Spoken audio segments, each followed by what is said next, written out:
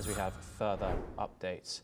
Where French President Emmanuel Macron, German Chancellor Merz and UK Prime Minister Keir Starmer discussed Ukraine with President Volodymyr Zelensky on a phone call. The leaders stated that they are coordinating closely to ensure Ukraine's positions are considered in the peace plan. Macron confirmed that along with Merz and Starmer, all three leaders agreed Ukraine must be fully involved in any talks over its future. They emphasised that decisions affecting Europe and NATO require the full support of all European and NATO allies.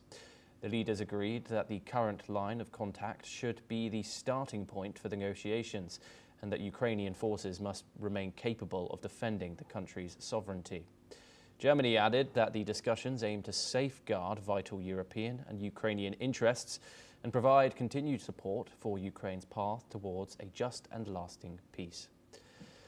Alison, how concerned do you think these three, the UK, Germany and France, the three leading economies in Europe, are right now? Now, over the past couple of days, reports of this plan were floating around initially, and now it seems to be in fruition. Donald Trump, of course, we've just spoken about ever changing his mind on Ukraine, and now this seems to be a plan which some say favours Moscow. What do you think they're thinking?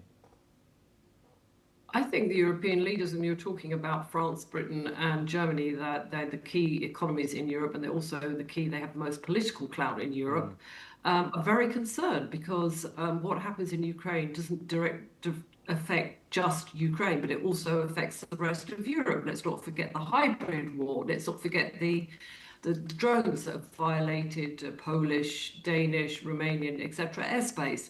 So I think that there is a great concern. Suddenly we have this peace plan that's been rolled out, and it very heavily favors Russia. It seems to be a lot of Russian talking points. And it doesn't seem to be, it seems very weighted in Moscow's favor. It doesn't seem to be particularly fair to Ukraine. Not just that, Ukraine hasn't been involved in it at all. And it's very hard to have a peace deal without both sides having been consulted. So I think that the European leaders, who are very concerned for Ukraine and also for themselves, will want to lay out a response to this, which they began to discuss on today in today's phone call, and they'll continue to discuss it tomorrow, the G20. They will probably present an alternative peace plan to the one that Donald Trump and came up with. Alison, has the charm offensive worked?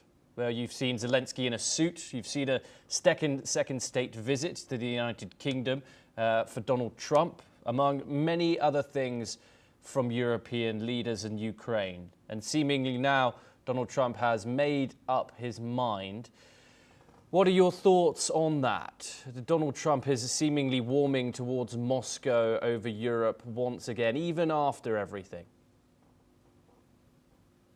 I think Donald Trump, he was probably glowing after the visit to the UK. He was probably quietly happy that Zelensky put on a suit rather than his fatigues.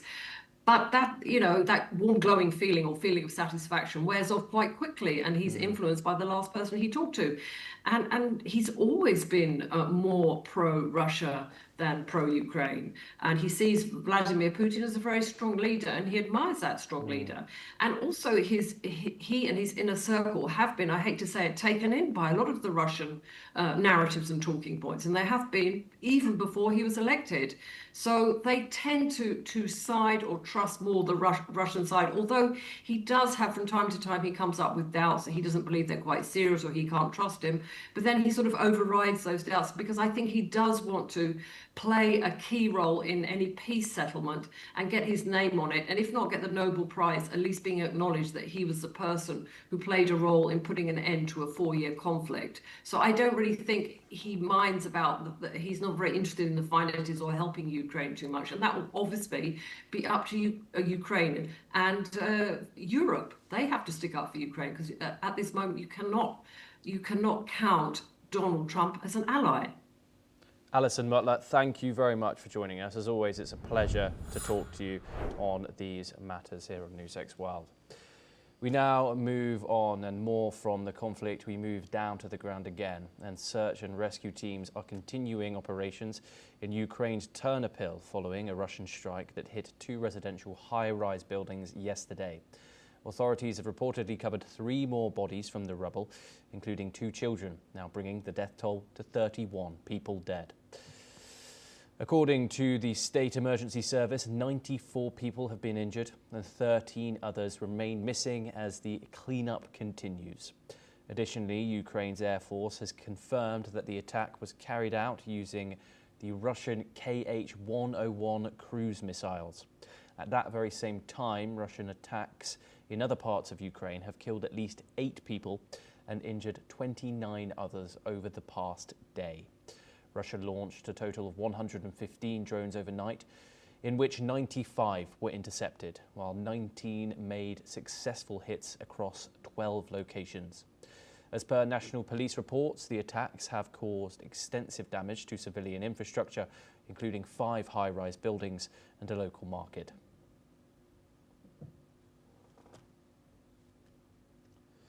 Now, the European Commission has issued a formal warning to Italy's government